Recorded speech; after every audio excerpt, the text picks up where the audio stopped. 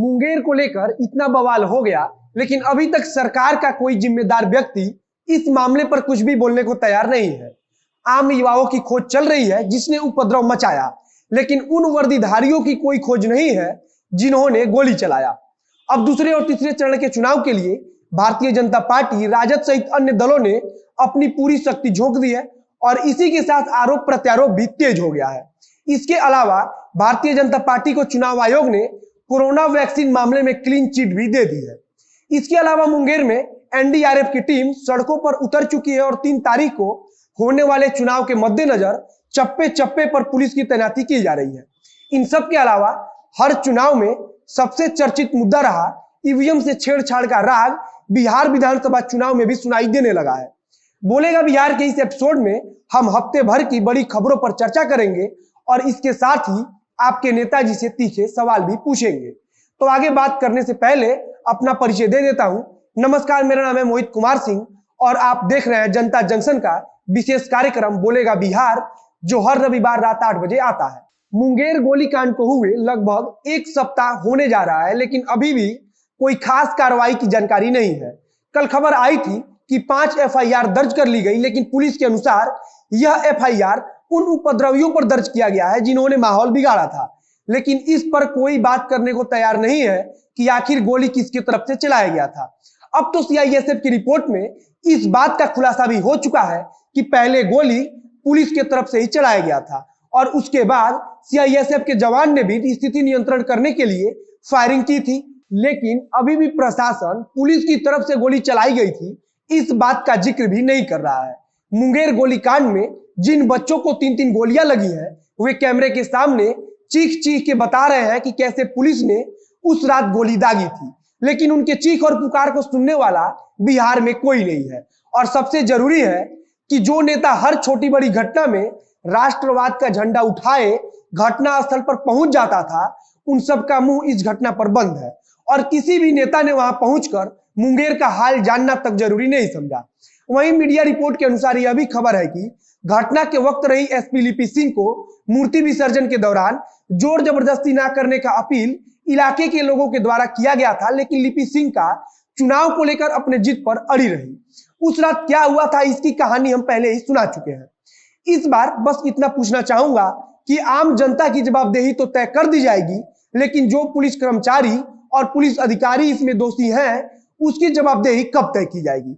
फिलहाल डीआईजी मनु महाराज खुद सड़क पर है और मुंगेर को शांत रखने का अपील भी कर रहे हैं। हम भी चाहेंगे और अपील करेंगे कि मुंगेर शांत रहे, लेकिन प्रशासन को भी उस रात जो भी हुआ था उसकी जवाबदेही तय करनी चाहिए। अब बात कर लेते हैं कि आज शाम से दूसरे चरण का चुनाव प्रचार थम गया है, लेकिन दूसरे चरण के चुनाव प्रचार में जमकर एक दूसरे पर आरोप प्रत्यारोप नेताओं ने लगाया। कोई नेता इसे विकासवाद की रैली बता रहा था, तो कोई पूरे बिहार चुनाव को धारा 370 पाकिस्तान राम मंदिर के सहारे निपटाना चाहता है। पटना में एक चुनावी जनसभा को संबोधित करते हुए रक्षा मंत्री राजनाथ सिंह ने कहा कि आज हमारे जवानों के शौर्य पर सवाल उठाया जा रहा है, खुलासा कर दे तो उनका मुंह दिखाना भी मुश्किल हो जाएगा। वहीं गोपालगंज के बैकुंठपुर विधानसभा क्षेत्र में भाजपा प्रत्याशी मिथिलेश तिवारी के लिए प्रचार करते हुए राजनाथ सिंह ने कहा कि बिहार ही नहीं बल्कि हिंदुस्तान के कोई व्यक्ति उंगली उठाकर यह नहीं कह सकता है कि नीतीश कुमार के दामन पर कोई दाग लगा है। यह सवाल हो सकता है कि नीतीश कुमार ने यह काम क्यों किया है, यह काम क्यों नहीं किया, लेकिन भ्रष्टाचार का सवाल कोई नहीं उठा सकता है। इसके अलावा रक्षा मंत्री ने कहा कि आज सेना के जवानों के बदौलत किसी देश में इतनी हिम्मत नहीं है कि वह भारत के 1 इंच भूमि को भी छू सके।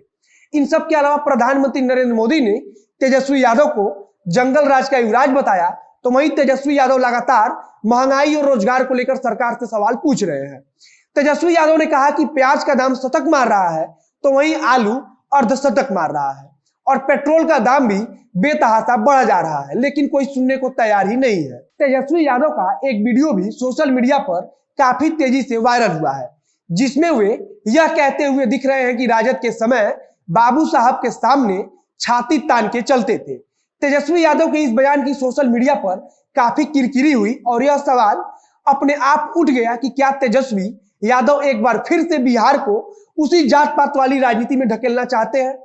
फिलहाल तेजस्वी यादव और भारतीय जनता पार्टी के बीच रोजगार को लेकर रोज एक दूसरे पर तंज कसते हुए बयानबाजी किया जा रहा है। अब यहाँ हम वापस एक बार फिर से मुंगेर के बारे में बात कर लेते हैं।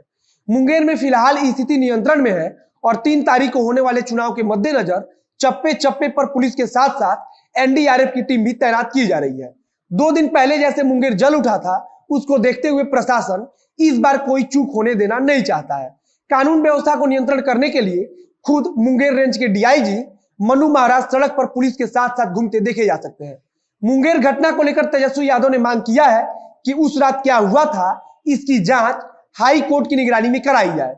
हालांकि फिलहाल चुनाव के चलते शायद सत्ताधारी पार्टियां इस मामले को ज्यादा बढ़ाना नहीं चाहती है। वहीं हर चुनाव के बाद ईवीएम का रोना तो हम सब सुनते ही हैं, लेकिन बिहार विधानसभा चुनाव के बीचों बीच अचानक से ईवीएम का रोना शुरू हो गया है।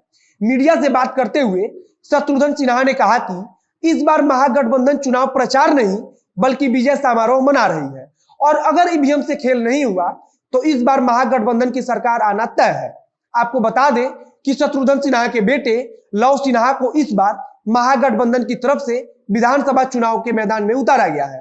अब बीच चुनाव शत्रुघ्न सिन्हा का ईवीएम वाला बयान किस आधार पर है, यह तो वही बता सकते हैं। फिलहाल इस वीडियो में बस इतना ही। वीडियो अच्छा लगा हो तो शेयर कीजिए, फेसबुक पर देख रहे हैं तो पेज को लाइक कीजिए, यूट्यूब पर देख रहे हैं तो चैनल को सब्सक्राइब कीजिए। बाकी स्क्रीन पर जो डोनेशन की जानकारी दिख रही है उसके माध्यम से आप हमारी मदद जरूर करें। मिलते हैं फिर बहुत जल्द अगले वीडियो में। कैमरे के पीछे खड़े हैं वरुण झा और मैं मोहित कुमार सिंह। धन्यवाद।